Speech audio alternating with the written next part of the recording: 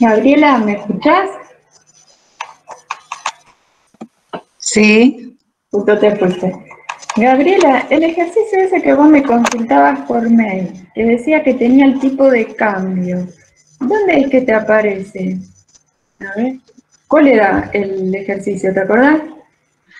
El 24 creo que era el último, que decía que tenía una $9.400. Sí. Bueno. ¿Y a dónde te aparecía el tipo de cambio? Porque yo no lo veo por ningún lado en el enunciado. No es que me aparecía el tipo de cambio. Yo lo que, no me acuerdo si lo contesté en el correo. Yo lo que hice, como eso daba fechas, Sí. lo calculé según una cotización de esa fecha, pero no es que Ah, daba tipo de cambio ahí. ok. No daba el valor del dólar en el ejercicio. Bueno, te la complicaste más, o sea. Sí, me la compliqué. Estamos. Si no lo menciona, si no dice los dólares a tal fecha, el tipo de cambio vendedor o comprador es tal, usted toma como que la cotización no ha variado y el importe que aparece allí. No, digamos, ¿estamos?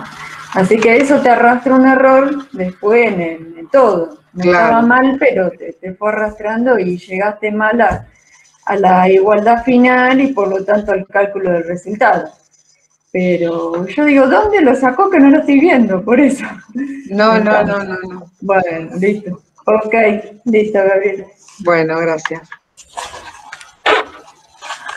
Igual, ¿cómo se registraría eso en el ejercicio? Porque está puesto, son 9.400, pero es moneda extranjera.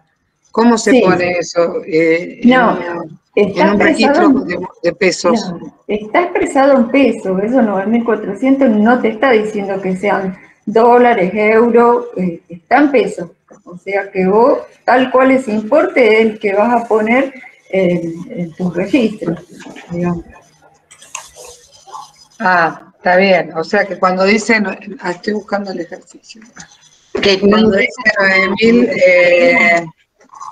9.400 en moneda extranjera, el ejercicio lo está expresando en peso, digamos. Sí. A menos que te aclare de qué tipo de moneda estamos hablando y te dé la cotización. Entonces ahí tenemos que hacer un cálculo previo. Está bien. Acá estaba en peso. Sí, está bien. Claro, que la recontra compliqué entonces. Bueno, gracias. La verdad que sí, te faltó aplicarle, qué sé yo, un índice de ajuste y estaba completo. Bueno, ya andamos por los 5 pasos. Bueno, buenas noches a todos, ¿me escuchan bien? Buenas noches, profe. ¿Se escucha? Buenísimo. Bueno, espero que se encuentren bien todos dentro de todo esto que estamos pasando. Y bueno, hoy vamos a seguir y intentaremos terminar con el capítulo 3. Así ya arrancamos el 4, la próxima clase. Les quedó de tarea que yo les mandé para que ustedes resuelvan el tema que habíamos visto de las cuentas. Era muy sencillo los ejercicios. Esperen que se sigan. Bueno, voy a ir compartiendo, así lo vamos resolviendo y les queda la solución. Bien, vamos.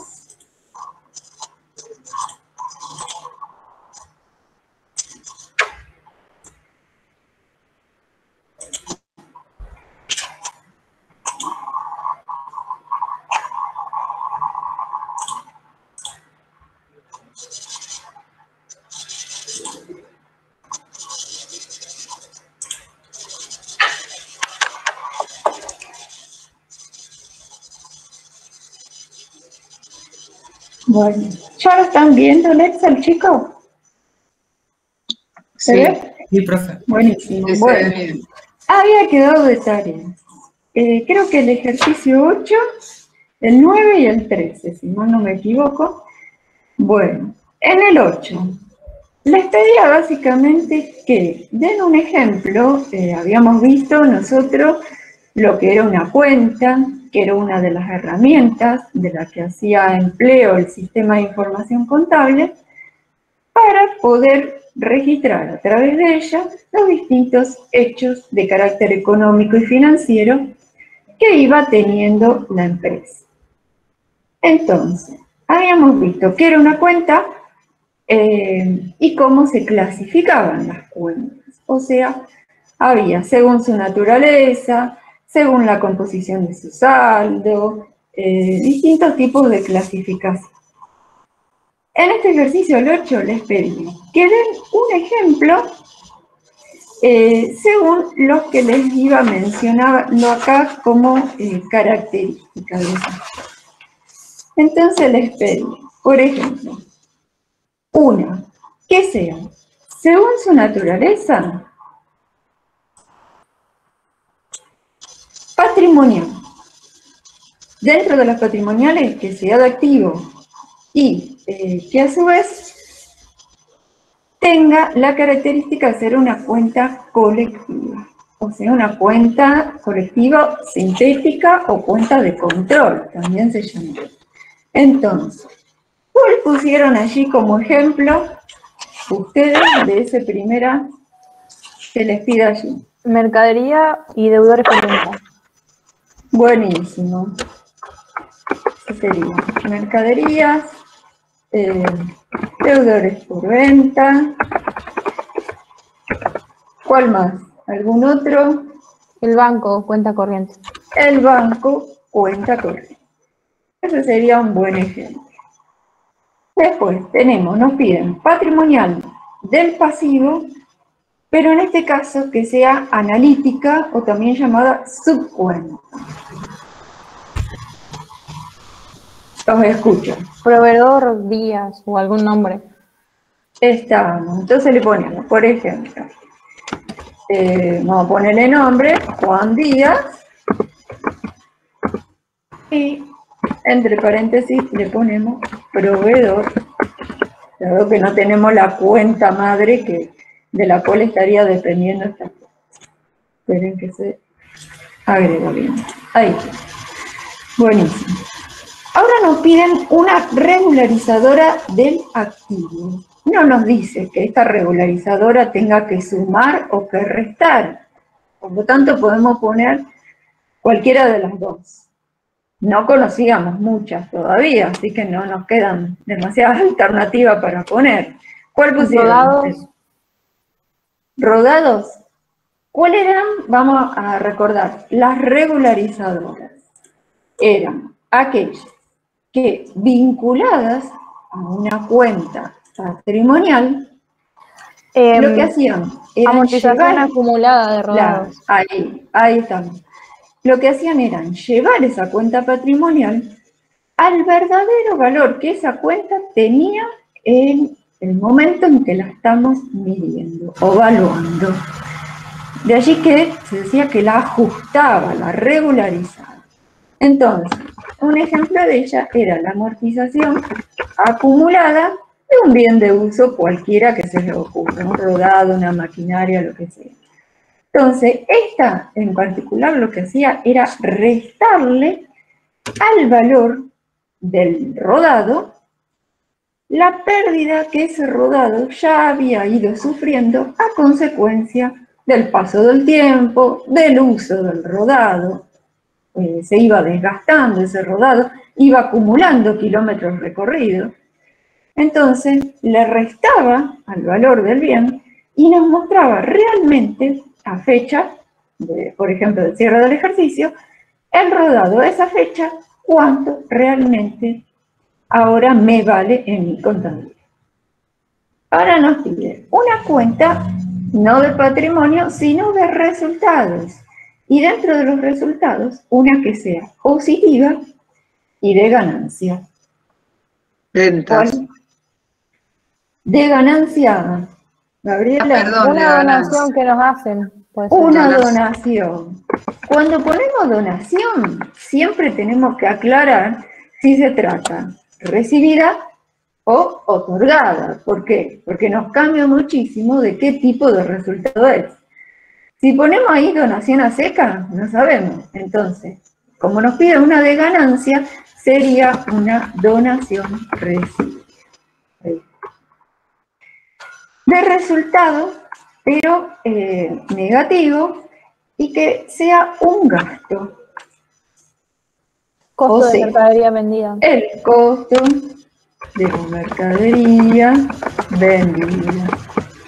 O sea, que sea un resultado negativo, pero que haya tenido una contraprestación para nosotros. Otro podría haber sido un gasto de flete, un gasto de librería, de resultados positivos y del tipo ingresos. Ahora sí, la venta. Ahí ahora sí, sí, claro, la venta. La cuenta ventas. Bueno, ¿por qué? Porque la venta, a diferencia de la ganancia, nosotros habíamos tenido que incurrir en un gasto para poder haber obtenido ese ingreso por la venta. En cambio, la ganancia la tuvimos sin haber hecho nosotros nada de nuestra parte para obtener la misma. Un resultado negativo y pérdida. De incendio o robo. Exacto, entonces, puede ser un hecho del contexto que nos genere una pérdida en mi patrimonio y se suele denominar la cuenta con esta palabrita, quebranto por robo, por incendio, por inundación. Ahora nos piden esas que eran medias especiales, que se llamaban de orden, que lo que hacían era hacer un efecto recordatorio. O sea, un llamado de atención que nos decía que si bien a hoy no tenemos ninguna variación en mi patrimonio, ni para bien ni para mal, pero en un futuro, si llega a pasar un determinado acontecimiento, sí se va a ver afectado mi patrimonio. Esas eran las de orden, las que se usaban de a pares, siempre el objeto contra el sujeto, y que no formaban parte de mi patrimonio, pero sí yo las contabilizaba para tener en cuenta ese riesgo que habíamos asumido. Entonces, un ejemplo de ella, ¿cuáles eran? Mercadería recibida. ¿Una garantía? Esa misma, las mercaderías, que acuérdense que la palabra clave era recibidas, en consignación. Porque estaban las otras, consignación, que eran las mercaderías remitidas, que es así, era una cuenta patrimonial, porque era mercadería nuestra que se la habíamos dado a un tercero para que la venda a nuestro nombre. En cambio, las recibidas no era nuestra, era de otro que nos las dio para que se las venda. De movimiento. Gasto de fabricación, IVA. Gastos de fabricación. Las cuentas de IVA. La de débito fiscal y crédito, que no las vimos todavía en detalle, pero sabemos que este tipo de cuentas se llamaban así porque acumulaban movimientos durante un determinado periodo de tiempo, transcurrido el cual esa cuenta se trasladaba todo lo acumulado a otra cuenta ya definitiva. Entonces se decía que en los estados contables, en el balance, estas cuentas no aparecían. Sí aparecía la cuenta a la cual le trasladábamos el saldo final. Por último, regularizadora de pasivo. Esta, al igual que la de activo, pero esta de pasivo. ¿Cuál teníamos? Habíamos dicho que de activo teníamos amortización acumulada rodada. Acá no tenemos amortización acumulada. No existen de pasivo. ¿Cuál se les ocurre? Intereses pasivos a devengar. Intereses pasivos, pero a devengar en esta asignatura no lo vemos, esa cuenta específicamente. Está correcto la que me lo dijo está perfecto, pero no la vemos en esta asignatura. La vamos a ver en Contabilidad 1, en la de segundo año, para los que sigan la carrera de contador. En esta introducción a la contabilidad, solo vemos como cuenta regularizadora de pasivos, intereses pasivos a pagar. Esta es la única que vamos a ver. Esta cuenta lo que hace es reflejarnos que el interés ya ha transcurrido el tiempo, ya pasó el plazo de financiación, yo hice uso del dinero que me prestó el otro y todavía no se lo hemos abonado al tercero. Por lo tanto, se encuentran a pagar. Entonces, si yo hoy digo, bueno, ¿y cuánto le debemos realmente, por ejemplo, al proveedor? Le debemos lo que sea por mercadería, más los intereses por el tiempo que ya ha transcurrido, que son estos que se reflejan en esta cuenta, intereses pasivos a pagar. Y esta cuenta suma, es una regularizadora de pasivo que suma. Bueno, creo que no hay ninguna otra. Ahora vamos a la 9. En la 9 nos pide, del listado que nos da, que lo clasifiquemos según la naturaleza y según la extensión. Entonces, primera, creo que esta la alcanzamos a ver como ejemplo, pero bueno, vamos a repasar. Joaquín González y nos aclara que este tipo es un deudor por venta. Entonces, según su naturaleza, ¿de qué tipo va a ser? Patrimonial, resultado, órgano o movimiento. Patrimonial de activo. Patrimonial. Y dentro de los patrimoniales, si queremos todavía aclarar más, se trata de un activo. ¿Estamos? Bueno, según la extensión, era aquella que decía, bueno, se trata de una cuenta sintética o cuenta global o de control, o es una analítica o subcuenta. Analítica. Estamos todos de acuerdo, porque esta nos aclara el nombre del deudor por venta. Entonces eso nos da indicio que se trata de una subcuenta. Ahora no lo veo. Ahí. Bueno, sueldos a pagar. ¿Y por qué les remarco a pagar? Patrimonial del pasivo. Exacto, porque si diría sueldos solos, ¿qué sería? ¿Sería patrimonial del pasivo? Si la cuenta diría solo. No. ¿De qué sería según su naturaleza? Patrimonial del activo. Del activo. ¿Por qué del activo? ¿Por qué pasamos de pasivo, algo que yo debo, a algo que me deben a mí? ¿Un gasto? Un gasto. Ah, está, un gasto. Sueldo a seca, vamos a decir, sin el a pagar, nos está indicando el gasto que nosotros tenemos como consecuencia de la empresa poseer empleados. Entonces, sueldo solo es de resultado negativo. Pero como acá me dice sueldos y que están esos sueldos a pagar, la cuenta es patrimonial y del pasivo. ¿Vieron cómo cambia una palabra? Cambia todo, ¿no?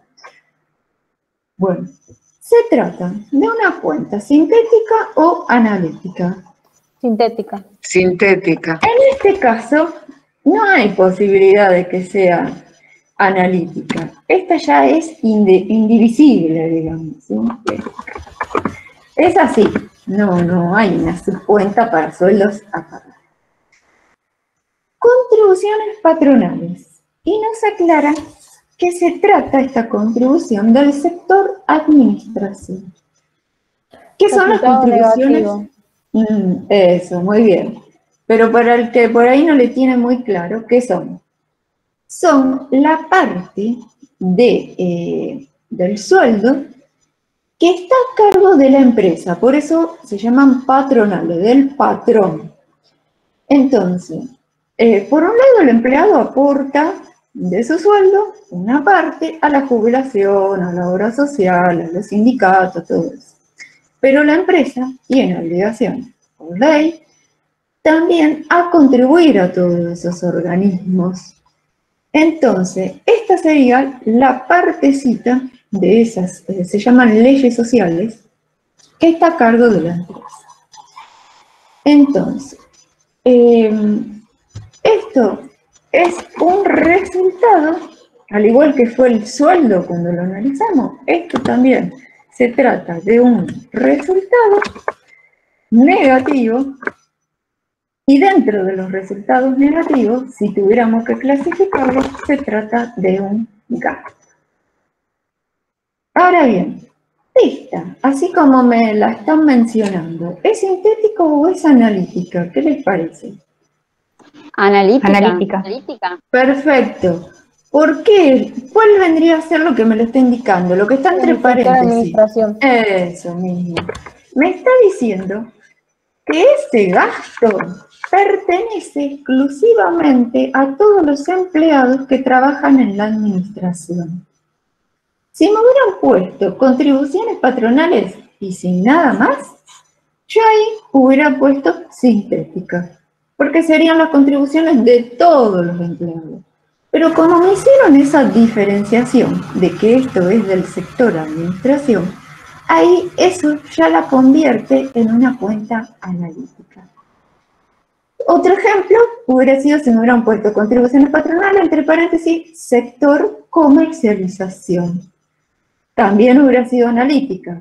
Otro, sector producción. ¿Estamos? Son todos distintos ejemplos de cómo esta cuenta vendría a ser analítica. Banco Municipal de Rosario, cuenta corriente.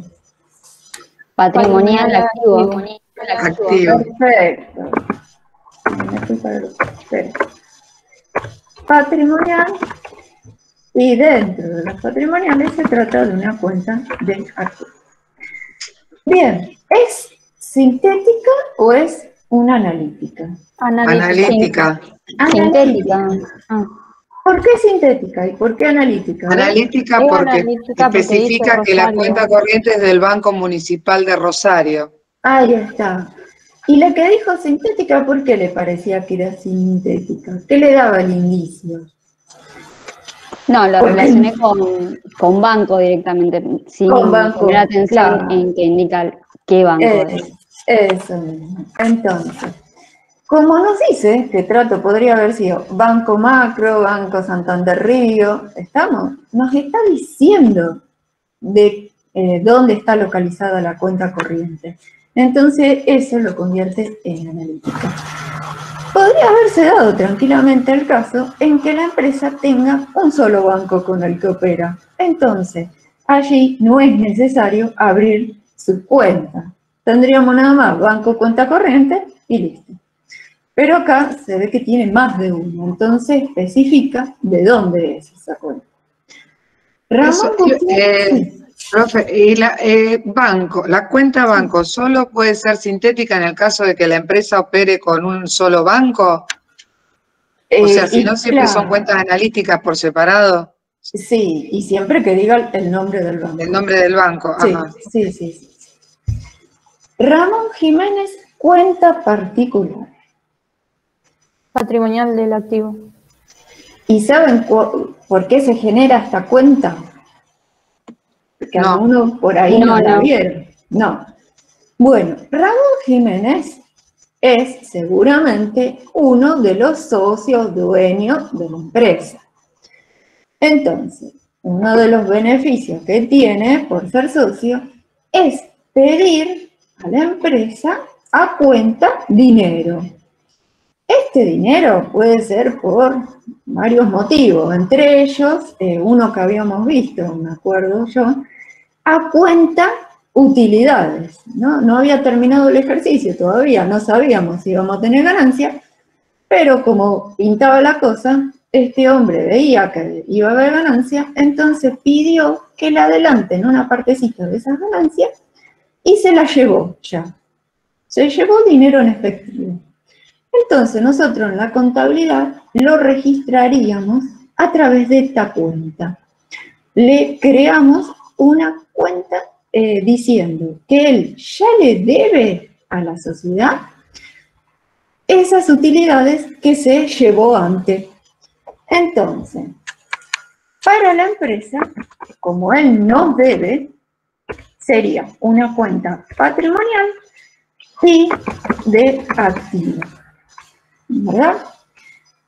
En ese caso es de activo. Ahora se puede dar el caso de que en vez de nosotros haberle dado plata, al revés, el socio aportó plata a la empresa. Porque, qué sé yo, en un momento determinado nos quedamos sin efectivo en la caja, no pudimos ir al banco a sacar plata. Supongamos esa circunstancia, ¿no? Entonces él agarró, sacó de su bolsillo dinero y lo puso en la caja para que vayamos a comprar, qué sé yo, algo de librería, que justo nos quedamos sin papel para imprimir. Entonces, en ese caso, lo que le estamos debiendo a él, esa plata, y que se la vamos a tener que devolver, es la empresa. Entonces ahí, en vez de ser de activo, sería de pasivo.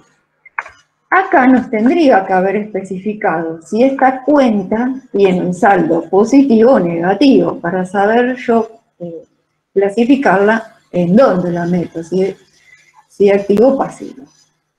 No nos dijo nada, entonces puede ser las dos alternativas. Y se trata de una cuenta sintética o analítica. Analítica. Analítica, que es el nombre de Ramón Jiménez. Claro, pero medio que si la analizamos bien en profundidad, como que no tendría su cuenta, esta cuenta, ¿no? Porque ¿en qué más la vamos a abrir? Es indivisible, ya no la podemos desagregar en otras subcuentas. Entonces, como es de este tipo así, indivisible, decimos que es sintética. No tiene posibilidad de tener subcuenta, más allá que tiene el nombre particular de uno de los socios. Bueno, última, artículo XXI, y nos aclara que se trata de mercadería que tiene la empresa para la reventa. Entonces, es un resultado Patrimonial del activo. patrimonial, exacto. Esta ya no tenemos, podríamos decir, duda al respecto. Y se trata de una analítica o de una sintética. Analítica. Analítica, porque nos aclara que dentro de la mercadería es un determinado tipo de artículo que tiene la empresa, el XX. Bueno, listo. Vamos al último. En este último es al revés del procedimiento. Nos da la clasificación de la cuenta y nosotros tenemos que dar un ejemplo de cuál cumpliría con esa condición. Entonces, nos dice que sea, esperen que se incorporó alguien, ahí está, patrimonial del activo, y a su vez, que hasta ahora no lo habíamos visto en otra clasificación, creo, que el saldo sea residual o acumulativo. Recordemos que era eso del saldo. El saldo era el importe final que tenía la cuenta después de haber hecho movimientos a lo largo de un determinado periodo. Estaban las que eran residuales, o sea, que ese saldo final surgía de un residuo, de una resta entre la suma de los movimientos del debe o del haber con la otra columna, la suma de los otros movimientos. En cambio, estaban las acumulativas, donde el saldo era la suma final de solo movimientos en un determinado sentido. O sea, solo sumaban o solo restaban según de qué lado estaban, del debe o del haber. Entonces, patrimonial del activo y que su saldo sea residual. ¿Cuál se les ocurrió a ustedes? Caja. Caja. ¿Cuál otra podría haber sido? que esté dentro de la Mercaderías. Mercaderías también. O sea, todas las del activo, porque habíamos visto que residuales eran todas las de activo, las de pasivo y las de patrimonio. Una patrimonial, pero que sea una partida de ajuste que deduzca al activo. O sea, que sea una regularizadora y que reste a un activo. Amortización acumulada de rodado. Esa era la que, por el momento, era la única que habíamos aprendido. Amortización acumulada de rodado, de una maquinaria, ¿no? Bueno.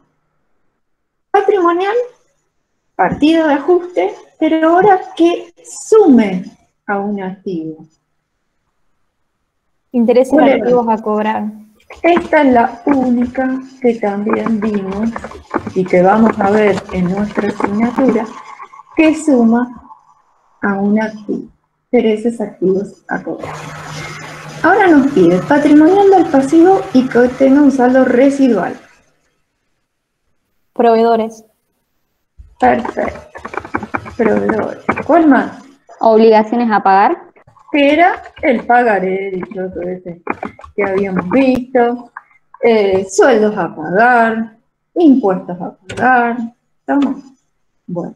Resultado positivo de ingreso y cuyo saldo sea acumulativo, o sea que suma.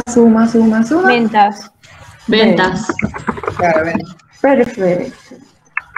Bueno. Ahora, resultado negativo y que sea de pérdida y con saldo acumulativo. Quebranto por incendio. Quebranto. Los quebrantos por robo, por incendio. Bueno. Después, resultado negativo, pero que sea un gasto. Amortizaciones.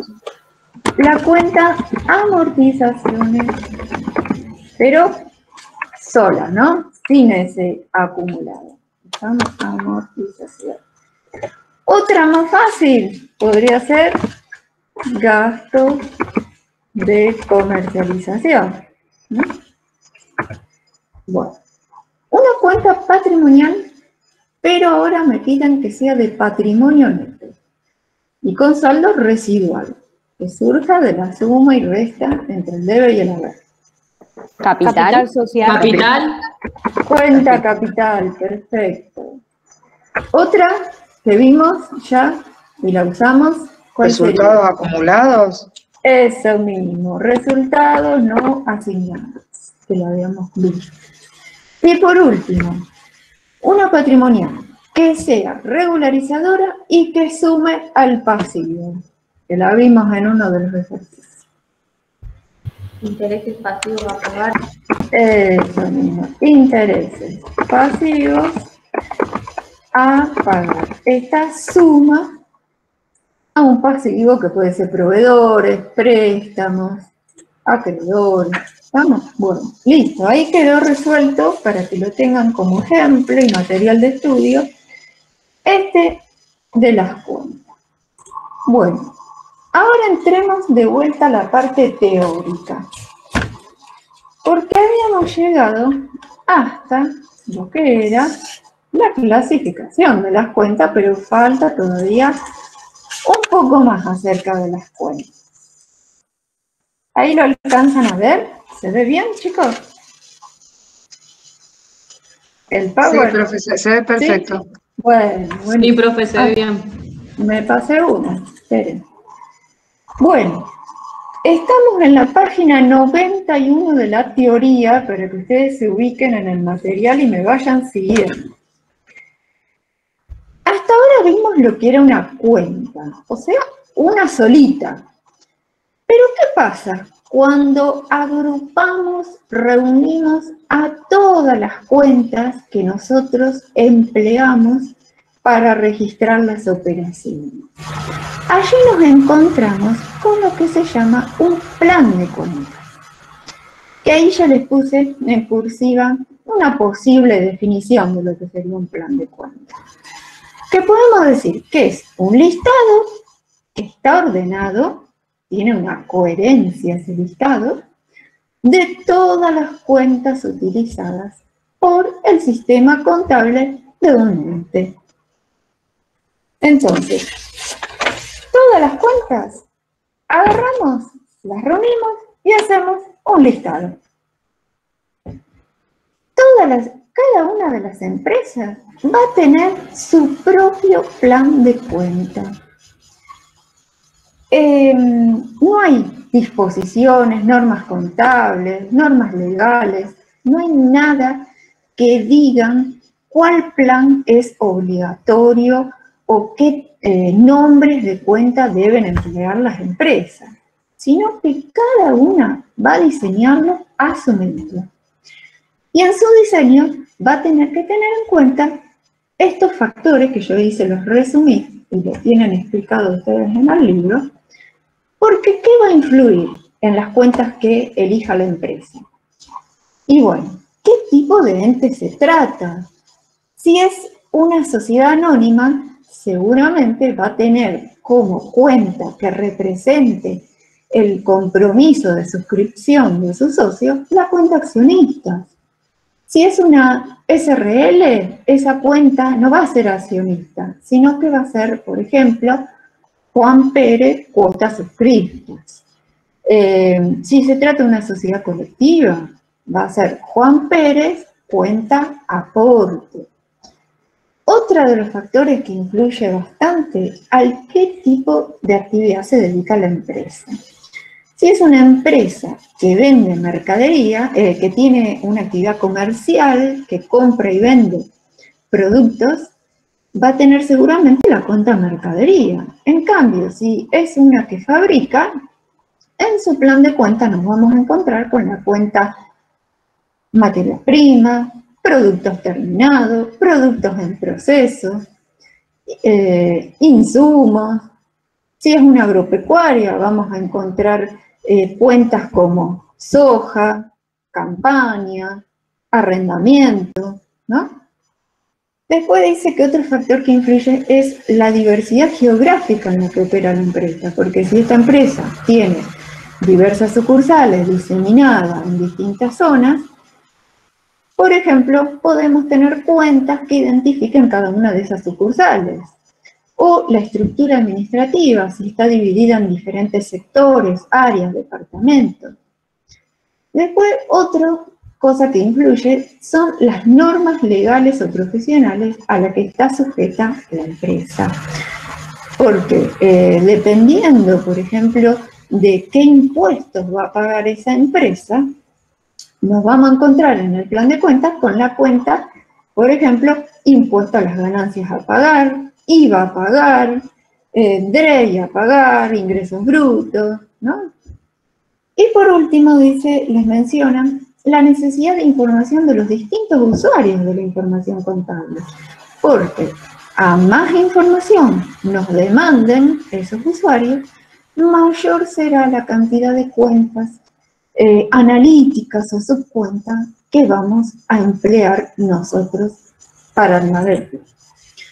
Entonces, un plan de cuentas, ¿cómo lo estructuramos? A los títulos de la cuenta, que son los que nosotros acabamos de mencionar cuando hicimos los ejercicios, se le suma lo que se llama el código de esa cuenta, que consiste en asignarle un símbolo a cada una de las cuentas. Ese símbolo, hay distintas alternativas, les menciono allí. Uno puede ser de tipo alfabético, o sea, le asignamos una letra, pero resulta un poco confuso, ¿no? Y poco práctico, por cierto. Otro es asignarle un número, y allí nos resulta un poco más mejor. O una combinación entre números y letras. Dentro de los números hay varias posibilidades. Dice que está la numeración correlativa, o sea, arranco en el 1 y termino en, vaya a saber qué número, ¿no? Pero dice que ese tipo de numeración es muy poco flexible, porque imagínense que entre medio tenemos que agregar alguna cuenta, ¿y cómo hacemos? ¿No? Después tenemos una que es numérica por grupos, numérica segmentada por grupo, y la última, la decimal, esa es la que hoy en día es la más utilizada.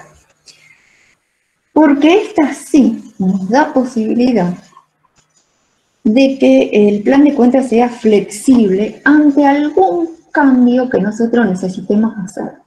Ya sea porque saquemos una cuenta o tengamos que incorporar cuentas número. Esto consiste en asignarle un número a lo que se llaman los títulos, vamos a decir, principales, que después vamos a ver más adelante, que reciben el nombre de rubro. O sea, el rubro vendría a ser el nombre que recibe el elemento de la igualdad contable, que nosotros lo vimos: activo, pasivo, patrimonio neto y resultado. Esos son los rubros. Pero bien, nosotros fuimos viendo que ese título madre o principal se va desmembrando en subtítulos. Y eso es lo que se van llamando, pasamos a los subrubros, porque, por ejemplo, dentro del activo tenemos caja y banco, otro subrubro tenemos bienes de cambio, que ahí va a estar metida la mercadería, bienes de uso, ¿no? Esos son los subrubros. Siguen siendo títulos. Ellos no se utilizan para contabilizar. ¿Con qué vamos a contabilizar nosotros realmente? Con las cuentas sintéticas y las cuentas analíticas. Entonces, sintética, por ejemplo, tenemos cuenta caja. Y analítica tenemos, ahí que les puse, banco macro, cuenta corriente. Entonces, estas sí van a ser las cuentas que yo utilice para hacer los asientos contables. Bueno, entonces, dice que este tipo de codificación es simple, porque es fácil de recordar, es flexible, es clara, no da lugar a dudas, es coherente y es de fácil recordación. Ustedes, en la página 115 del libro de la teoría, tienen un ejemplo de plan de cuenta. Ahí yo se los voy a poner. De un plan de cuenta, que acá les aclara que es de tipo orientativo y a los efectos pedagógicos, ¿no?, de esta asignatura. Pero estas cuentas, los nombres, son los que vamos nosotros a emplear para después, posteriormente, realizar las registraciones contables. Así que este plan lo vamos a usar infinidad de veces. Entonces, como ustedes verán, está acomodado, empezando por el activo. Dentro del activo tenemos los distintos rubros. Después tenemos el pasivo. Les quiero hacer una corrección para que lo corrijan ustedes. En el rubro bienes de cambio, acá tienen, creo, si no lo corrigieron lo de la imprenta, tienen 2.5.1, puede ser, y así sucesivamente. A ver, sí. ¿Sí? Bueno, tachen ese 2 y pongan un 1, porque se deriva precisamente del rubro bienes de cambio. Entonces, a este 5 le vamos agregando sucesivamente atrás un numerito. Entonces, corríjanlo para que no les quede mal. Bueno, después del activo, ¿qué tenemos? El pasivo. Después del pasivo, el patrimonio neto, y después vienen los resultados. Y allí les mencionan que, si bien las normas contables no le dicen a las empresas qué plan de cuenta deben emplear, es una recomendación que este plan de cuenta siga el orden que después la empresa va a tener que utilizar para confeccionar sus estados contables, su balance. Entonces, esos estados contables, el estado de situación patrimonial, que es donde se expone el activo, pasivo y patrimonio neto, está precisamente ordenado de esta manera. ¿Cómo? El activo se ordena de lo que se considera más líquido, o sea, el efectivo es lo más líquido de todo, y va a ir decreciendo esa liquidez, o sea, se va a ir haciendo menor hasta llegar a lo menos líquido, que son los bienes de uso. O sea, de la caja pasamos a un inmueble. ¿Por qué es menos líquido un inmueble? Porque no me representa dinero ya que tengo a mi disposición para yo poder usarlo y efectuar un pago, sino que este inmueble, para poder convertirse en dinero, previamente lo voy a tener que vender, ¿no? Entonces se va de lo más líquido a lo menos líquido. Y para los pasivos también hay un orden sugerido. Se dice que se va de lo más exigible, o sea, aquello que yo tengo ya hoy la certeza que voy a tener que cancelar, que son las deudas comerciales, los préstamos, a lo menos exigible, que vendrían a ser las previsiones, que no lo vimos en detalle aún, pero ¿se acuerdan cuando vimos el tema de los pasivos contingentes? Estaban los pasivos ciertos y los pasivos contingentes. Aquellos que si bien a hoy no me significan una obligación cierta de tener que cancelarlo, si pasa un hecho determinado en el futuro, voy a, sí, ahí recién tener esa obligación. Me va a surgir un pasivo cierto. Era el ejemplo que habíamos dado, que la empresa tenía un juicio que era muy probable que lo iba a perder. Entonces, constituíamos un resguardo que se llamaba una previsión por ese juicio de pasivo. Entonces, a hoy esto... Profe, una pregunta. Sí. Esta parte de la teoría que estás explicando, Sí. ¿está en el apunte así detallado? Porque Sí. este ¿Saben ejemplo... dónde está explicado el orden del plan de cuenta en Sí. la página 92, en los dos últimos parrafitos, donde dice... En el plan de cuenta, las mismas se ordenan siguiendo el orden de exposición. Sí. Ahí, bueno, esos dos párrafos te explican muy resumidamente esto de cómo se acomodan las cuentas en el plan. Y yo se lo estoy mostrando. Sí, no, por eso yo buscaba el ejemplo como está escrito. Claro. No, está bien, está bien. No. Gracias. Estamos. Bueno, entonces, el pasivo va de lo más exigible a lo menos exigible, que son las previsiones. Bien, ¿qué más nos queda de las cuentas? Y ya vamos terminando con esta herramienta. Bueno, vimos el plan de cuentas, pero si a ese plan de cuentas, que dijimos que era un listado ordenado de las cuentas, le agregamos un análisis de cada una de esas cuentas, allí obtenemos lo que se llama un manual de cuentas.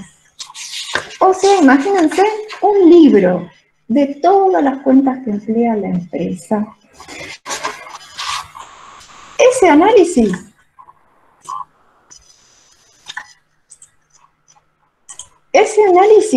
va a consistir en decir qué tipo de cuentas se trata.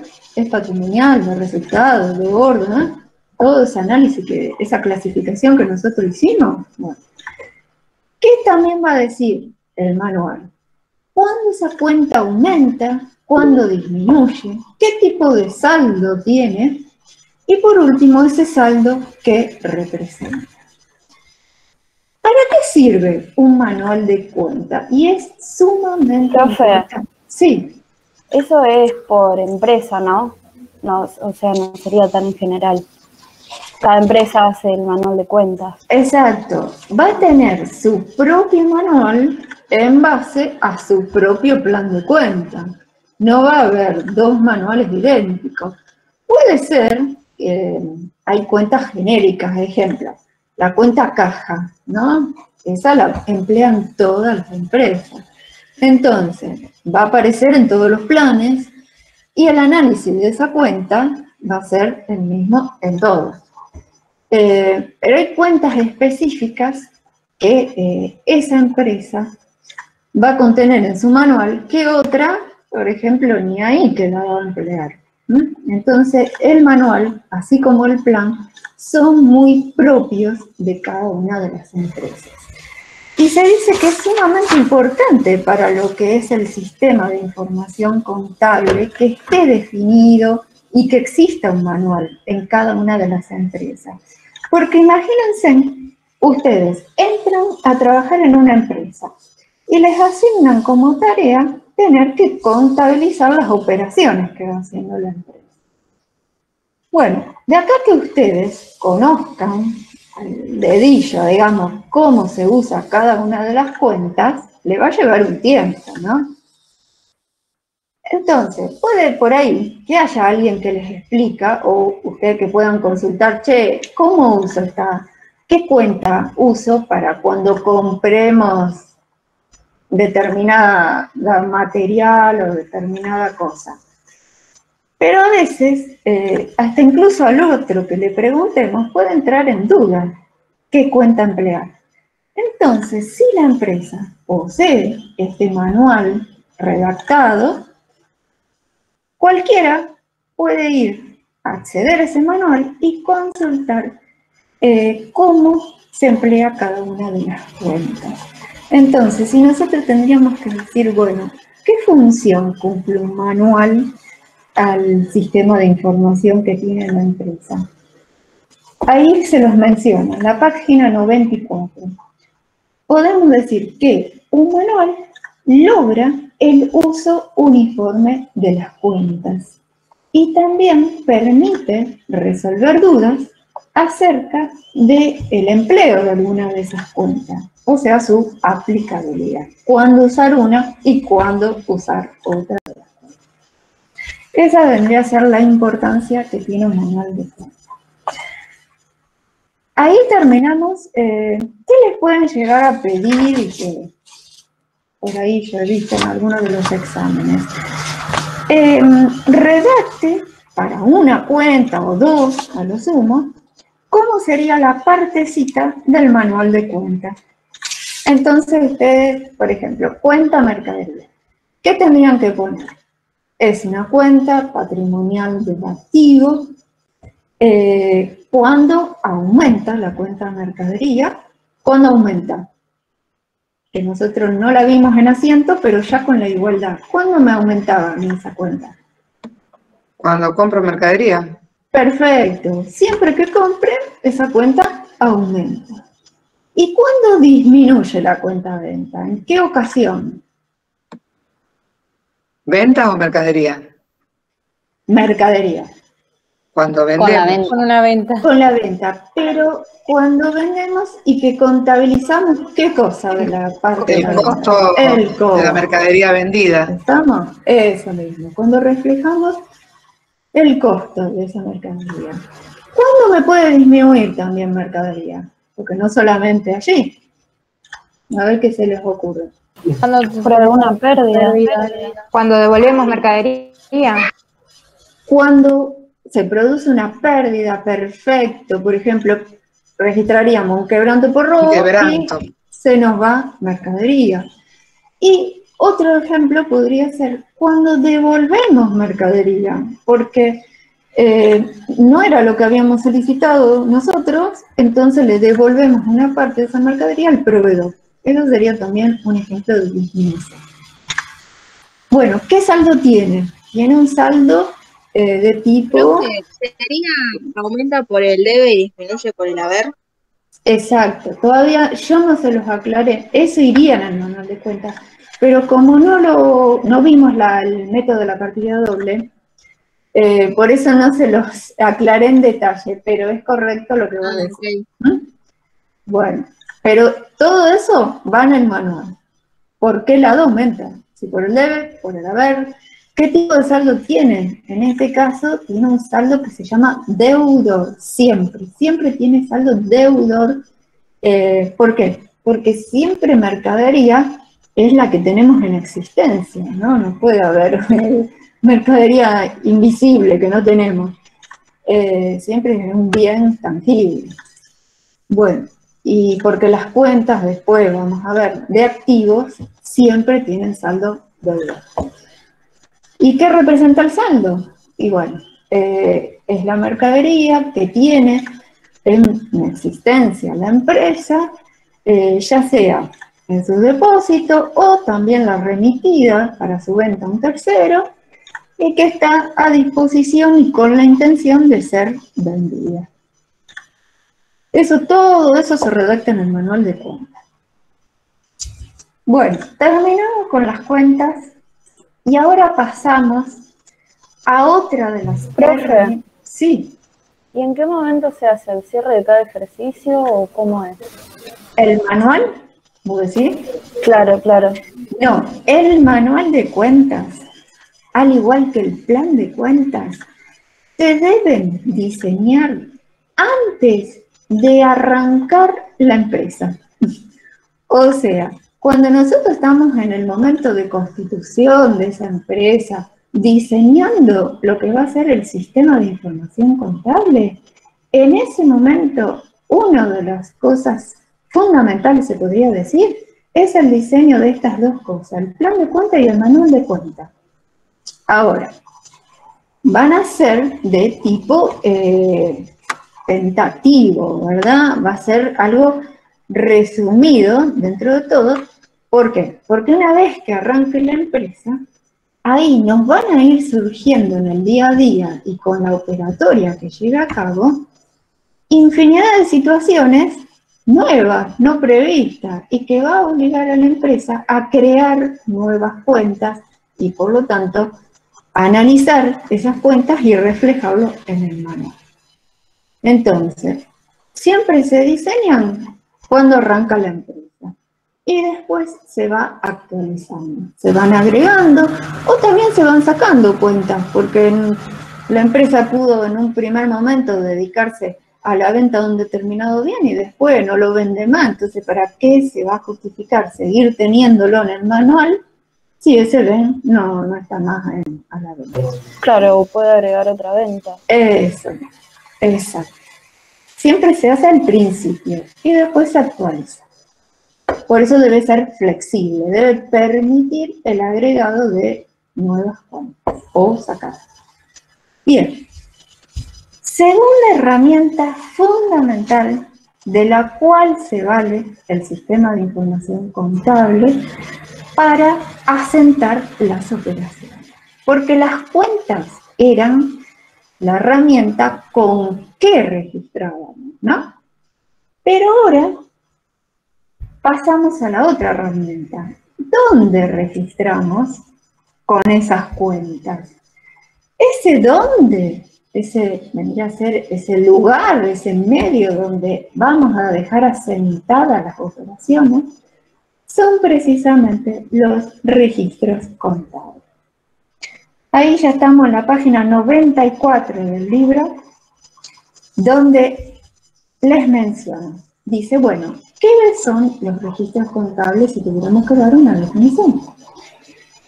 Y podríamos decir que son los elementos donde se anotan los datos contables y se almacena toda la información que después nos va a permitir preparar lo que son los informes contables.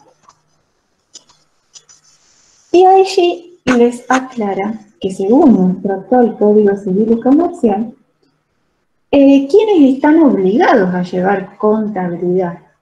O sea, registro de las operaciones que van realizando. Y les dice, todas las personas jurídicas privadas, todas, y las personas que no son jurídicas privadas, sino las personas humanas, que realizan alguna actividad de tipo económico o que sean titulares de una empresa, un establecimiento comercial, industrial, agropecuario o de servicio.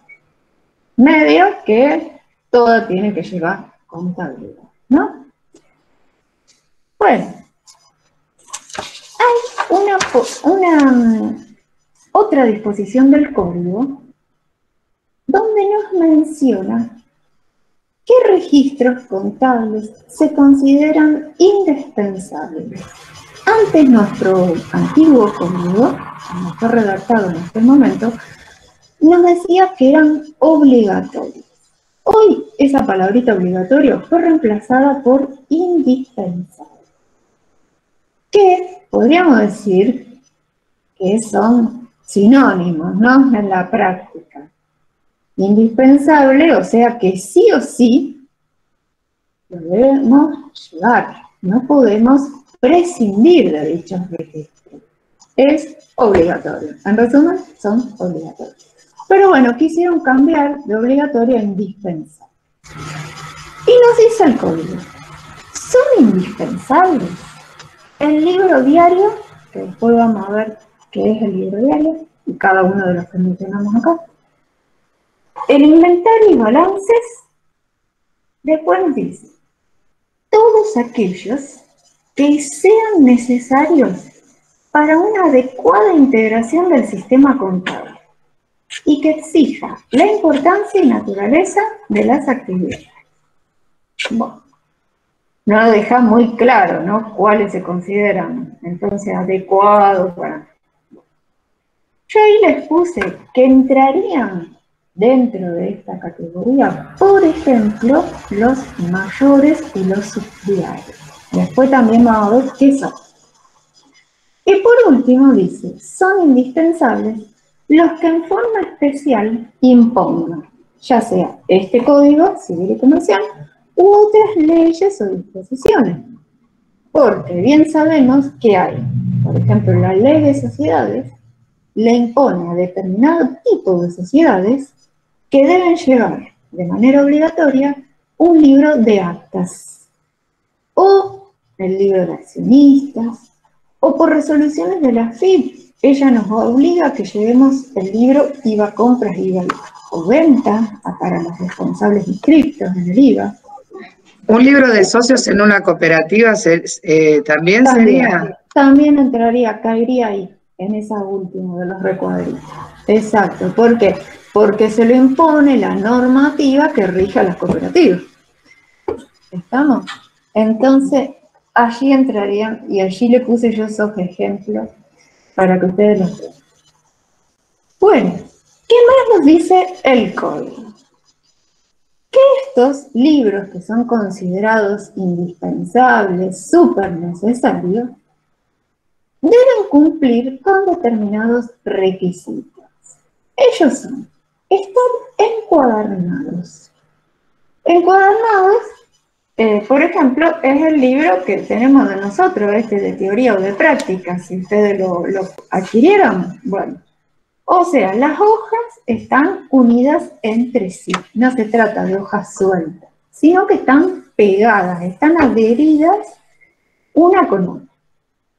Foliados, eso significa que tienen un número cada una de las hojas, de manera correlativa. Y están rubricados. La rúbrica, en un libro, es sinónimo de individualización de ese libro. ¿Qué es? Es un sello que le pone el registro público del lugar donde esa empresa desarrolle su actividad. Va a tener que ir al registro público, acá en Rosario ese registro está en los tribunales, entonces el registro público de comercio agarra y le pone en la primera hoja, que está en blanco del libro, un sello grandote. En ese sello el oficial del registro, va a completar el nombre del libro, cuántas hojas tiene, a qué empresa pertenece el libro, cuál ejemplar es, o sea, si se trata del primer libro, del segundo, tercero, ¿no? ¿Y cuántos folios contiene? Tiene tantas 150 páginas, por ejemplo. Entonces, ese sello firmado, fechado y en original, obviamente, puesto en la primera hoja del libro, lo que hace es darle autenticidad a ese libro. Entonces, ahí yo les puse un dibujo para que ustedes vean el libro diario, el inventario y balance, el registro de acciones. Todos estos se compran en las librerías, así, son unos libros grandotes, con las tapas gruesas, pesados, que tienen todas así las hojas en blanco.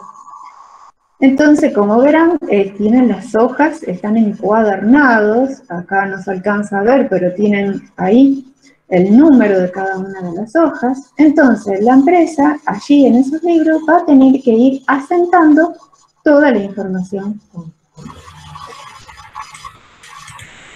Nuestro código también establece qué no se debe hacer con estos libros.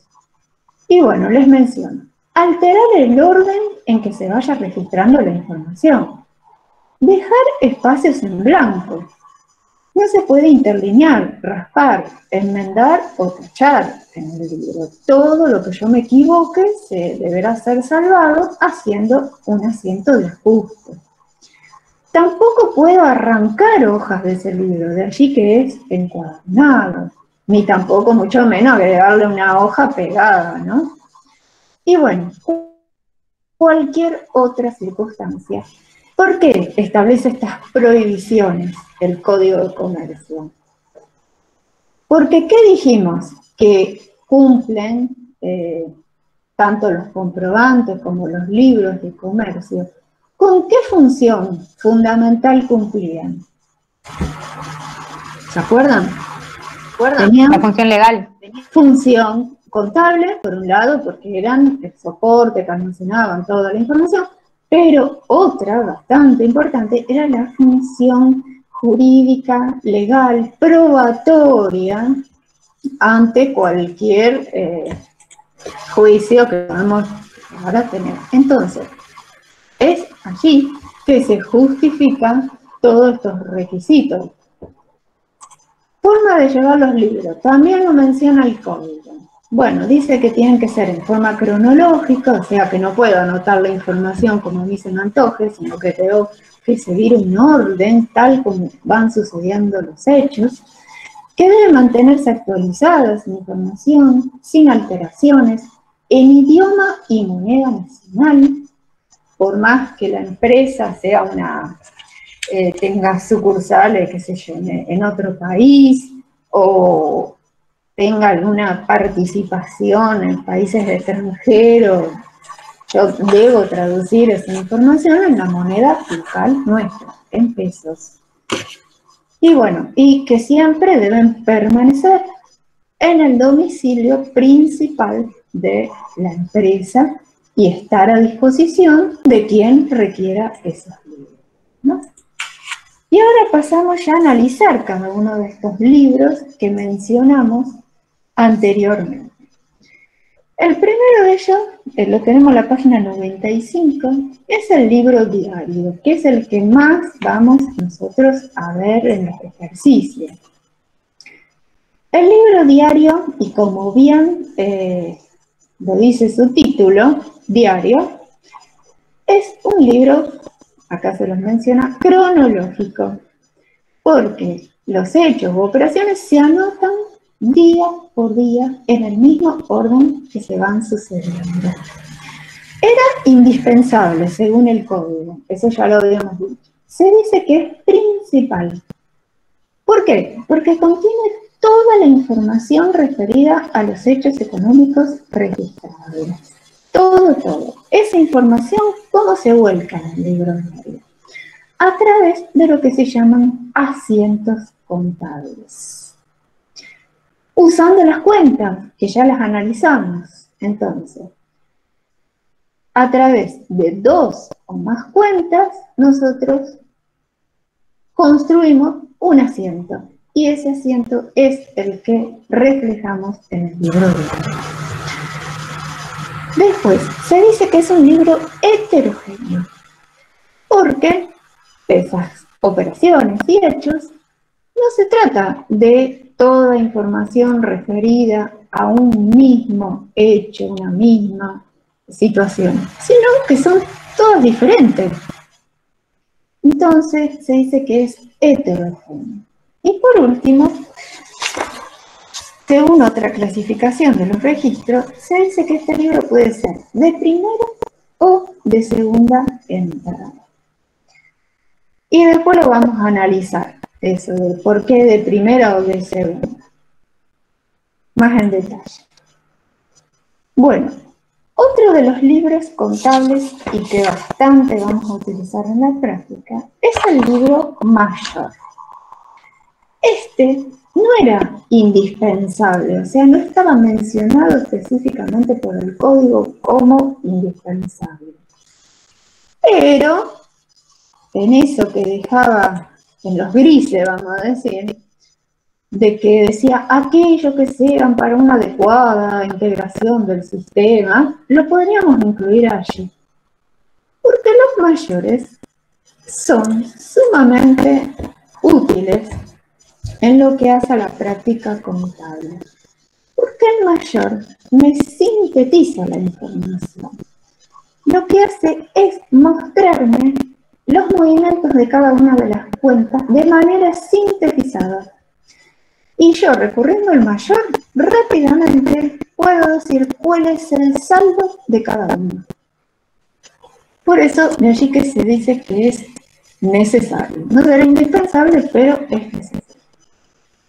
¿Qué contiene? ¿Información total, como el diario? No, se dice que es parcial la información, porque sintetiza por cada una de las cuentas sus débitos, créditos y saldos. No es heterogéneo, sino que es homogéneo, porque va agrupando la información en cada una de esas cuentas, o sea, se le dice por conceptos análogos, la clasifica la información, nos va a ir mostrando todas las cuentas de activos, todas las de pasivos, patrimonio neto, resultados, así, está clasificada por tipo de cuenta. De segunda entrada, ¿por qué? Porque la información que yo volqué en el diario, saco esa información y lo que hago es trasladarla a este libro. Por eso se dice que es de segunda, porque pasó previamente por un libro anterior y llego a este en segunda instancia. Y pueden ser mayores generales, que van a ser los mayores para aquellas cuentas que vimos que eran las sintéticas o colectivas, o sea, mayor general, por ejemplo, para la cuenta proveedores, y mayores auxiliares para las cuentas analíticas o subcuentas. Por ejemplo, José García, proveedor. Ese va a ser el mayor auxiliar. Otro libro indispensable es el libro Inventario y Balance. Este, como el diario, contiene la totalidad de la información. ¿Y qué tipo de información asentamos en este libro? Como el nombre ya nos da la pista, vamos a poner todo lo que sean los balances de la empresa, los transcribimos. La empresa confecciona los estados contables y los copia tal cual esos estados en este libro. ¿Y qué más copia? Los inventarios. Los inventarios, tanto sean de todos los activos que posee la empresa como de los pasivos. Hacer un inventario es hacer un recuento de lo que se tiene. Imaginemos un inventario de la mercadería. Contamos en nuestras estanterías una determinada fecha cuánto tenemos de los bienes que tiene la empresa.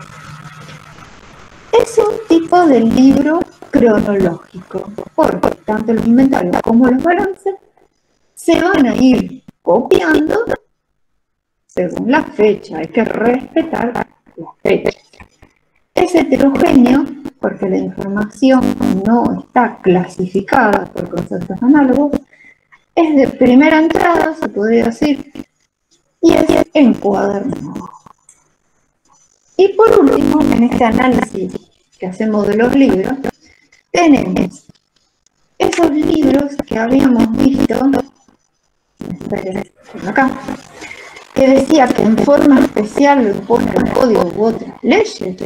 Bueno, como ejemplo, tenemos el libro de actas, que ahí yo les puse, la ley de sociedades, establece que toda aquella organización que se haya constituido bajo una forma jurídica de sociedad deberá llevar los libros de actas. ¿Qué es un acta? Es un papel que se confecciona donde se deja sentado qué fue lo que conversó, vamos a decir, y decidió los distintos órganos de esas sociedades. Por ejemplo, los socios se reúnen para establecer qué hacer con el resultado del ejercicio. Obtuvo ganancia, entonces arman una reunión y dicen, bueno, ¿qué decidimos hacer con el resultado? Y bueno, una parte va a ir lo dejamos dentro de la empresa, el resultado no asignado, otro lo distribuimos entre los socios, otro hacemos una reserva. Entonces, de todas esas decisiones que tomen los órganos, se confecciona una acta y esa acta se transcribe, o sea, se copia a ese libro, que también es encuadernado, que se lleva en forma cronológica, de todo lo que va decidiendo la empresa. Otro libro, también encuadernado, foliado, rubricado, es para, en el caso de las sociedades anónimas, que como ustedes ya habrán estudiado, el capital se divide en acciones. Entonces, tenemos que llevar un libro especial con el control de todas las acciones que tenga la compañía.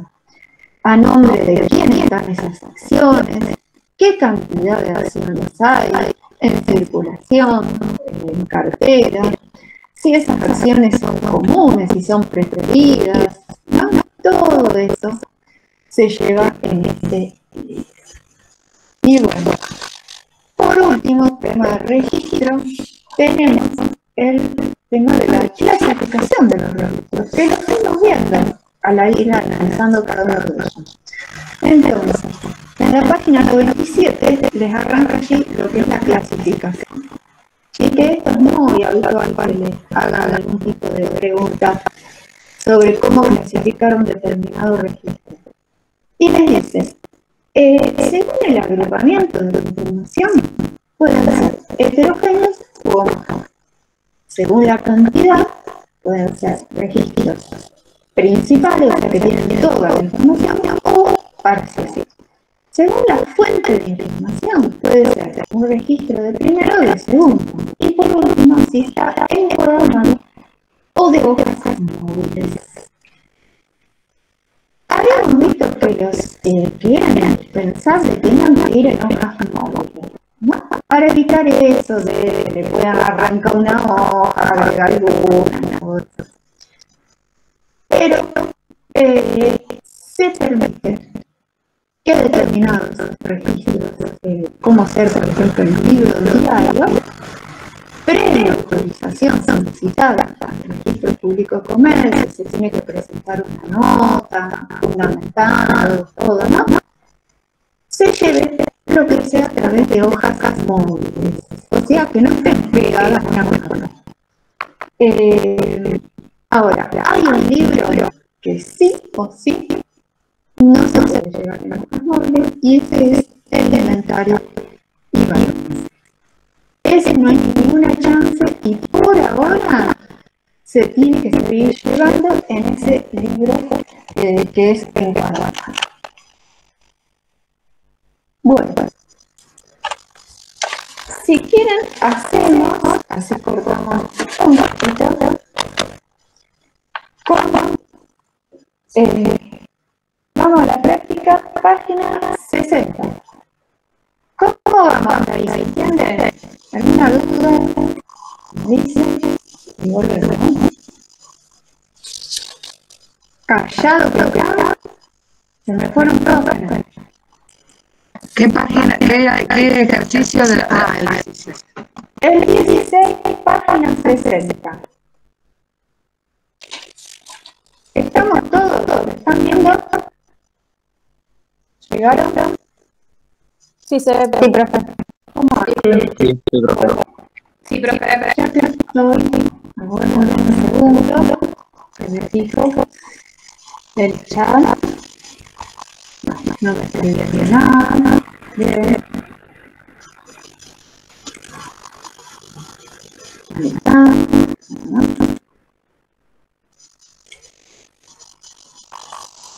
Bueno. Ahí arrancamos.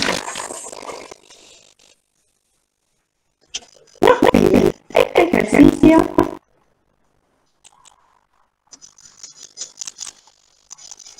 Se lo van aquí.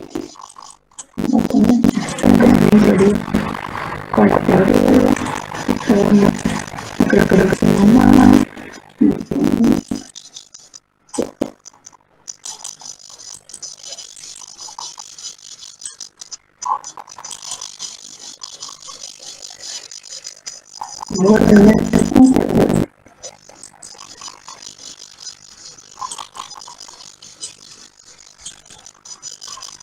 Bueno, ahí. Bueno, ahora nos pide este ejercicio. Nos dan los distintos tipos de registros contables y nos piden que los clasifiquen según todos los criterios que seguimos. Entonces, primero, libro diario. Tenemos que decir, según el agrupamiento, según la organización. ¿Qué les parece?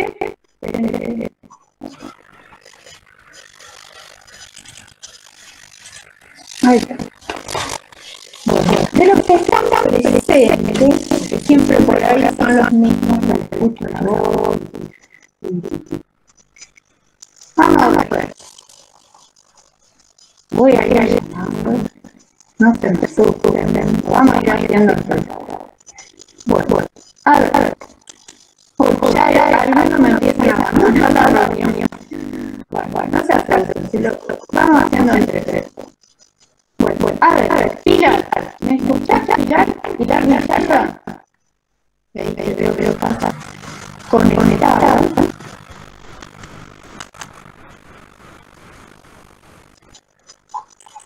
No. Otra, ¿no? Vamos a llamar el inglés como Nicolás Pesada. ¿Se anima a responder la pregunta? Están en lo que acabamos de ver. Tienen el libro de teoría abierto. ¿Se animan? No, tampoco. Melissa Bustamante.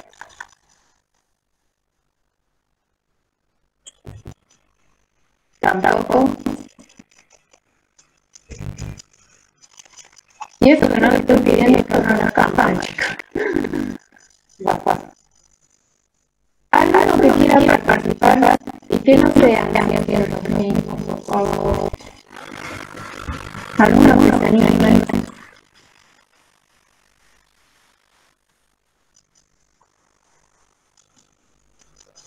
Brian, ahí te veo pronto. Brian Venturero, ¿quiere dar el primero?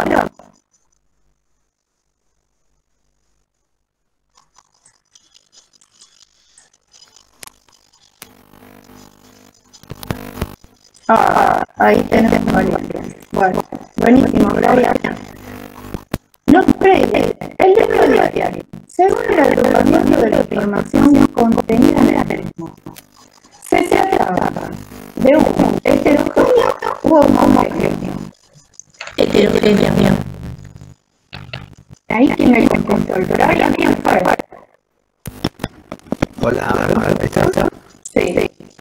escucha? Sí, bien. Bien, a ver, ¿cómo le ponemos para el libro diario? Sí. Es diario. ¿Verdad? La clásica. Perfecto. Porque tenía todas las reparaciones, pero no clasificadas, no agrupadas según qué tipo de operación se trataba, sino que estaba de todo tipo. ¿Estamos? Entonces,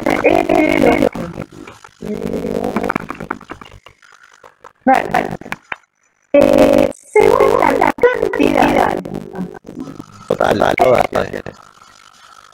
¿Verdad? contiene la cantidad de información sobre el derecho. Según la exigencia de nosotros, se trata de un indispensable o no indispensable. Indispensable, perfecto. Sí, perfecto, pero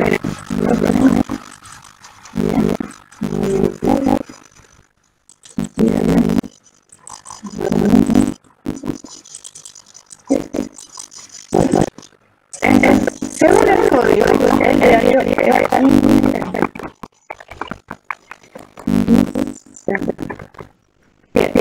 Y según la fuente de información, y aquí no se les aclara. Bueno, acá se determina cada uno según las fuentes. Si quieren lo vamos a hacer en la empatía. ¿De qué se trata? Hay una forma de cómo tratar estas operaciones que se llama usando sus diarios. O sea, tenemos el diario principal y así tenemos subdiarios. Según que use o no estos diarios, se va a llamar, si no uso la organización, se está. Y si se usa más, se siguiente. ¿Qué será la otra?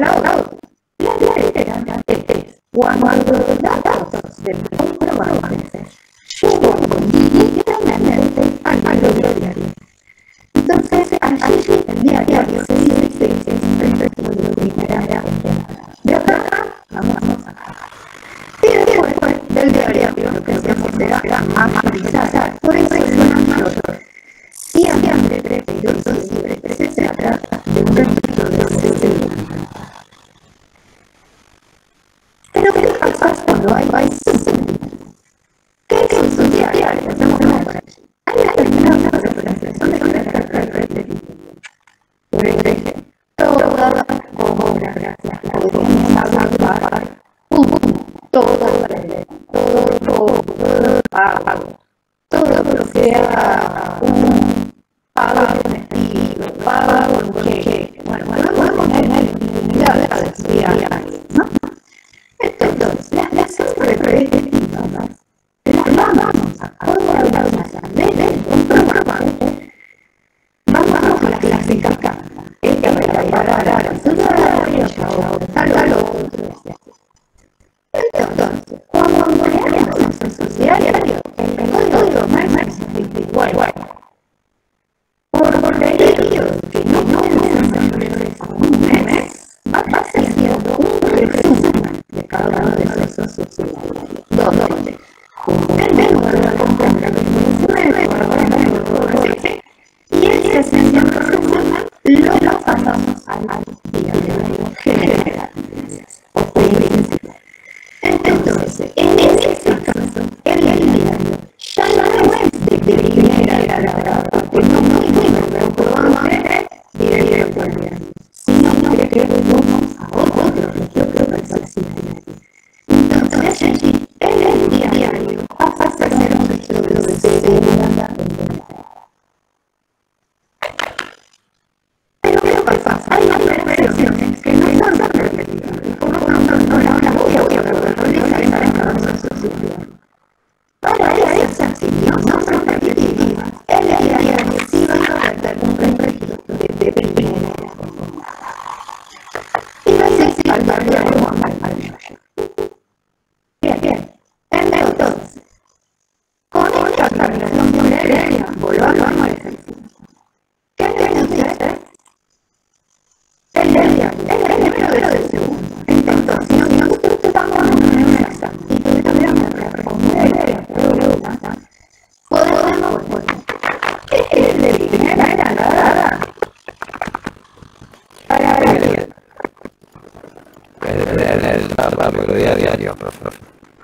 Para las acciones que no son repetitivas.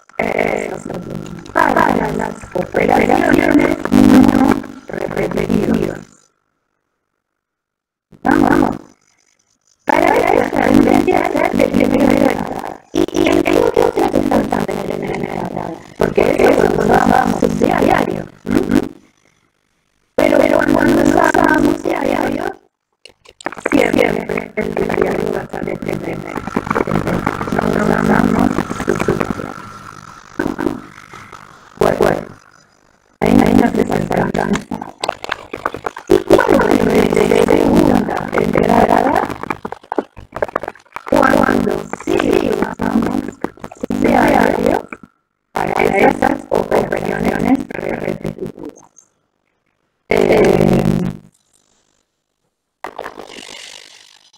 Ahí que no es diario, confiamos en las operaciones.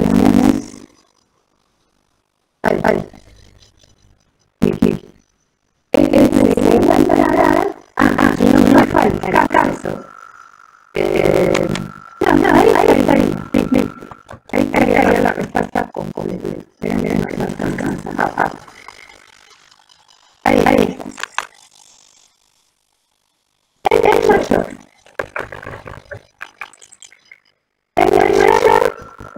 Según el reglamento de la información.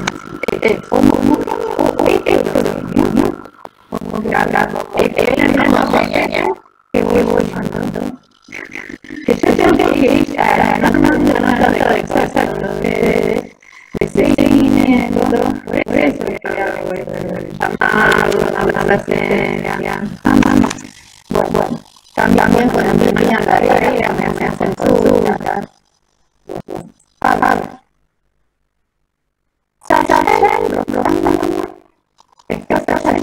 Sí, me fue.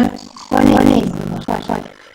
Bueno, el mayor se trata de un interés como perfecto. Ojo que la información la medio que la clasificábamos a cada de la la categoría de la información sobre el derecho económico o parcial. Era parte. ¿Qué más nos incluye? Es el interpretable específicamente indicado el código mínimo ¿sabe o no? No. Entonces, no. Sí, era un poco más. No indispensable, pero sí indispensable. Pero más que decir. Y se trata de escribir un libro donde un comprobador está colocando la información o pasando por algo previamente. No, es segunda. Sí, es segunda. Ahora podríamos decir de tercera, ¿no? Porque cuando hay diario, primero pasa por el diario, después por el diario, y después por un mayor no, pero vamos a ponerle de segunda. Bueno, gracias, Yaya, por esta palabra. Ahora, sí, ¿alguien tiene? Señor Rodríguez, estamos, ¿me escuchas?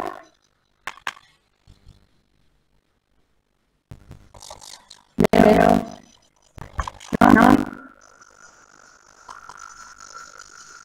Miren que lo estoy mencionando, lamentablemente, voy a tener que poner presente.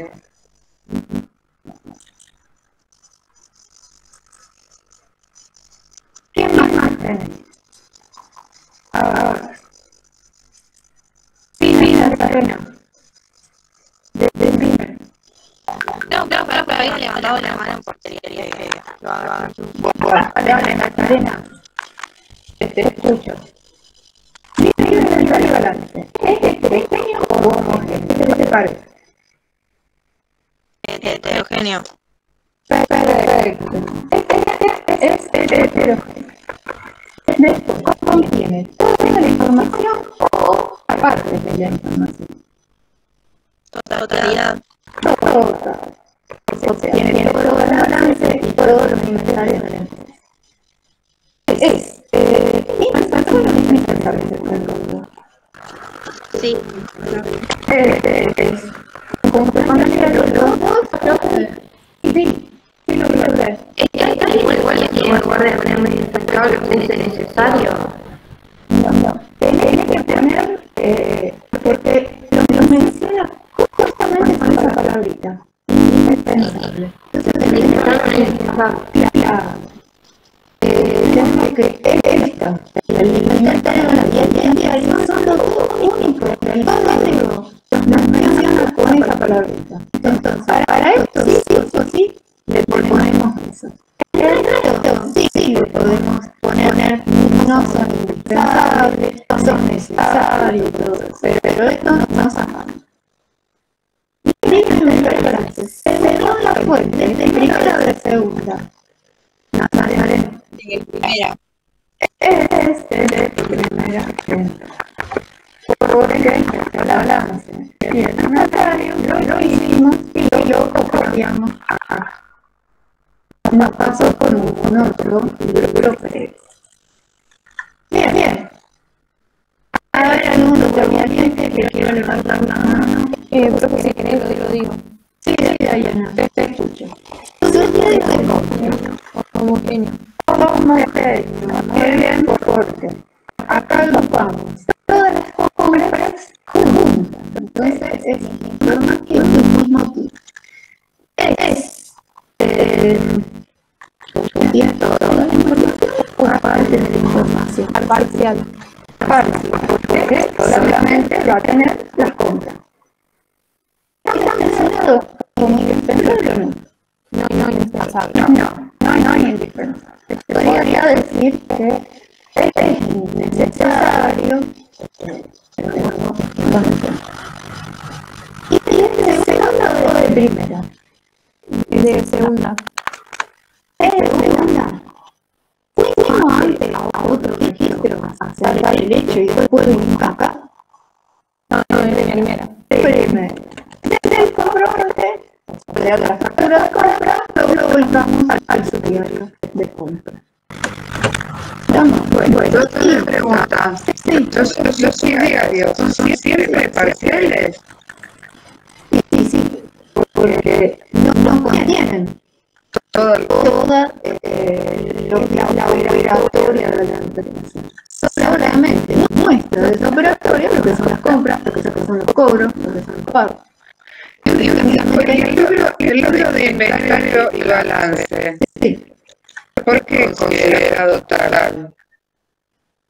Porque el objetivo es contener todo lo que está contables en los inventarios. Ese es, digamos, el tema del cual trata ese libro, ¿no? De eso. ¿Y tiene todo? Sí. Porque no podemos un año decir, no, este año no lo pongo en la balance. Copio del año que viene porque es más lindo. No.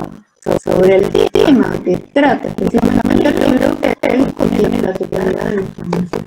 De manera que medio por ahí la cuestión. Apelando a cuál es el objetivo del libro, si se de eso, contiene todo o parte.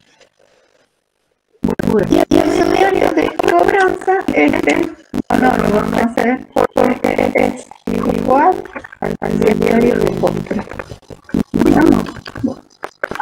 Listo. Estoy viendo al valiente que contestaron. Ahora vamos. Tenemos más facilidades por este cerebro. Bueno, pasemos de vuelta a la teoría.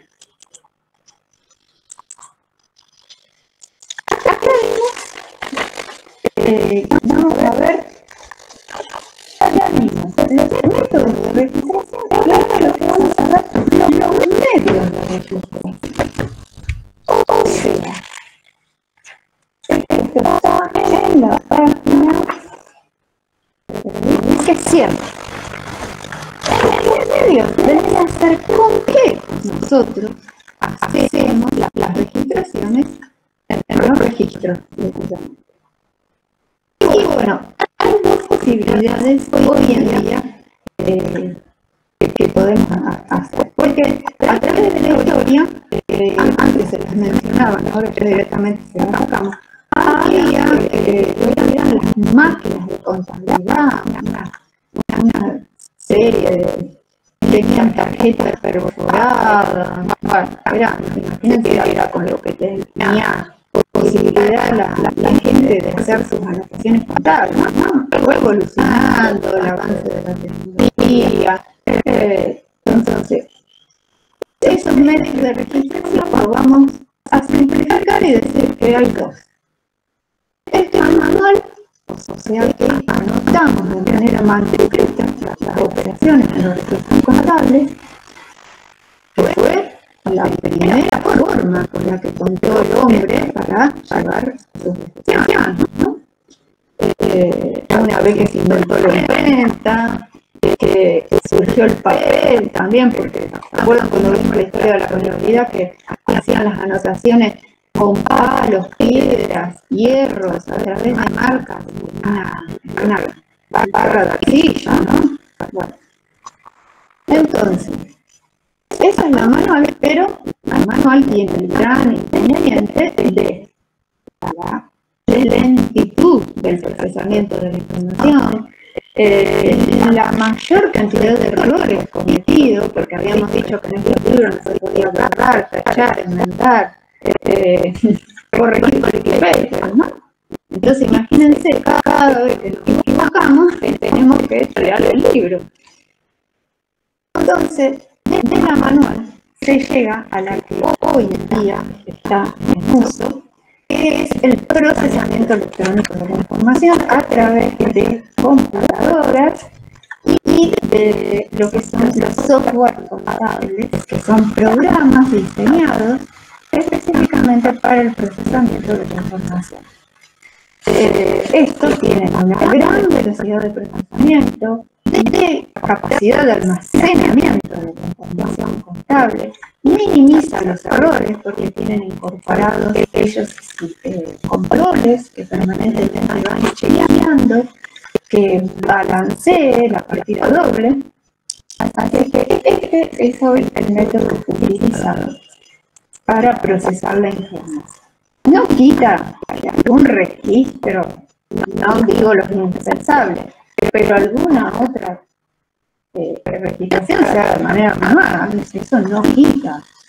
Pero ya el 29% todo se procesa a través de la electrónica. Último tema de este capítulo 3, y con esto terminamos. Página 100. Bueno, ya vimos todo lo que era la entrada, el procesamiento de los datos, y sabemos que hay una salida que no la vimos en detalle, pero sabemos que todo esto lo hacemos precisamente para obtener el producto final, que son los informes contables. Entonces, para que toda esta maquinaria funcione adecuadamente y yo obtenga lo que realmente quiero, que es información útil para tomar decisiones, obviamente va a haber que efectuar lo que se llaman controles en cada una de estas etapas. Entonces, los controles los podemos clasificar en dos grandes grupos. Uno, que son los que se llaman al procesamiento de la información, que abarcaría todo el sistema de información contable en cada una de sus etapas. Ese control puede ser de entrada, o sea, que lo que vamos a controlar es acá. Cuando el dato está entrando al sistema de información a través de ese comprobante, está entrando el procesamiento. Entonces, en esa etapa, por ejemplo, vamos a controlar qué pasa. Que el comprobante esté autorizado, si es necesario que ello sea. Por ejemplo, una orden de pago que tenga la firma de autorización del tesorero. Si no tiene la firma, no lo procesamos. Que ese comprobante contenga todos los datos necesarios que yo necesito para registrar la operación. Que tenga, si está numerado, esa numeración sea correlativa, no esté intercalando. Acá yo, por ejemplo, les puse, no sé si lo alcanzan a ver, está medio clarucho. Cuando teníamos el comprobante, ¿se acuerdan que vimos que como el comprobante cumplía una función contable, pero también una función jurídica o legal, era que ese comprobante sea válido? Imagínense que a mí efectúo un gasto y me dan este papelito celeste que ustedes están viendo aquí y que es común que se lo den precisamente, pese a todos los controles que instrumenta la FIP, de los controladores fiscales, la factura electrónica y todas las sonatas. Este papelito sigue existiendo y se da en la práctica. Entonces, ¿a ustedes les parece que yo puedo ingresar en mi contabilidad este comprobante, que puedo registrar? Punto número 1. No, porque no es un comprobante válido. No contiene todos los datos que yo necesito para registrar la operación. Tiene la fecha, acá ni siquiera completaron el encabezamiento, un total, yo no sé si ese total tiene IVA, si no tiene. El detalle de lo que yo estoy comprando no se ve prácticamente. Y bueno, lo siguiente es que no se trata de un comprobante que la FIP me dice que es válido para yo tomarlo como un medio de prueba de mis registros contables. Entonces, terminantemente prohibido ingresar esto a mi contabilidad. Sí, vamos a ingresar aquel que cumple con todos esos requisitos. Que lo habíamos visto en la clase pasada, creo que fue que yo entré por internet a la página web de la FIP, donde tiene una parte que dice validación de los comprobantes. Entonces yo meto el número, la fecha, el quit, el importe, y me sale un cartelito que dice este comprobante ha sido válidamente emitido. Entonces, yo con eso ya tengo la seguridad que ese comprobante no es apócrifo, no es falso, no fue dibujado. ¿Estamos entonces? Este sería uno de los de entrada. Otro es control, es el procesamiento ya propiamente dicho del comprobante. Ahí lo que vamos a controlar es, por ejemplo, si estoy utilizando las cuentas corrientes, la cuenta contable correcta, si el valor que le asigno es el correcto, si, por ejemplo, no me comí de discriminar el IVA en la operación, o si hay un impuesto, una percepción que no la estoy contabilizando. Bueno, todo eso hace el control del procesamiento. Y por último tenemos el control que se aplica en la etapa de salida ya de ese comprobante. Cuando el comprobante ya está contabilizado, ya está sentado en los libros, entonces yo lo que hago es revisar.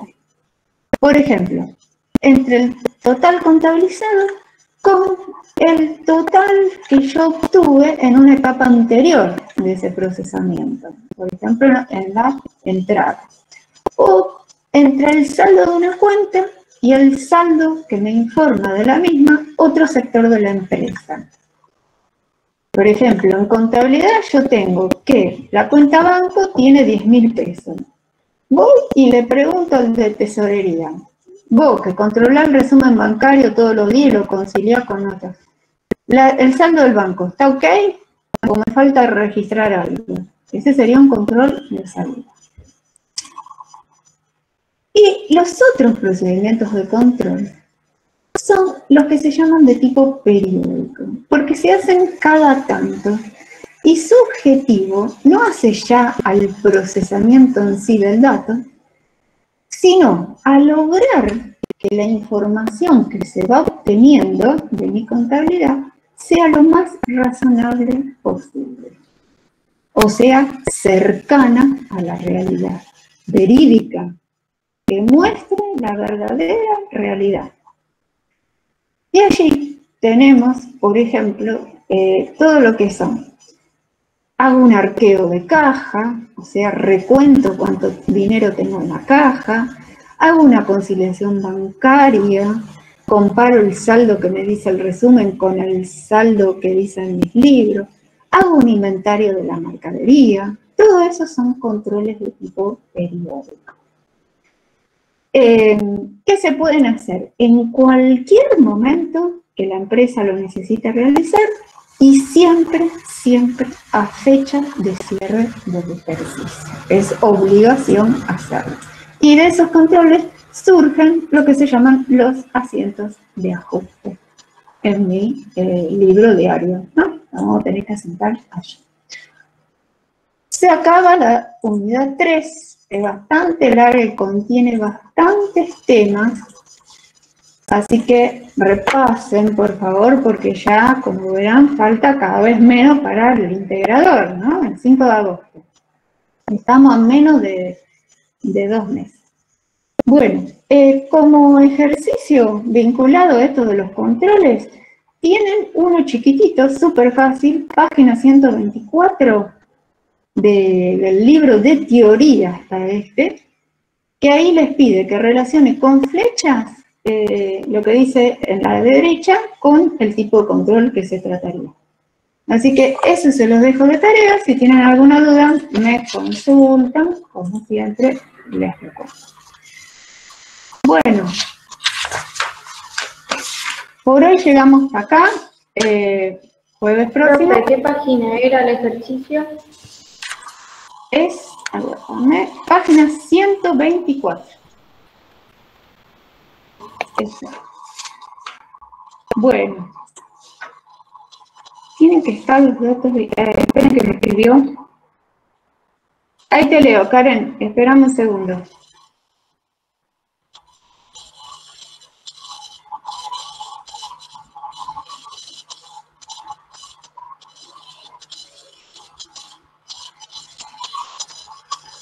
¿Me escuchan bien ustedes? Porque me escribieron varios que no se escuchan. Sí, profe. Sí, se escucha. profe. Debe ser la internet que se fue, ¿vieron?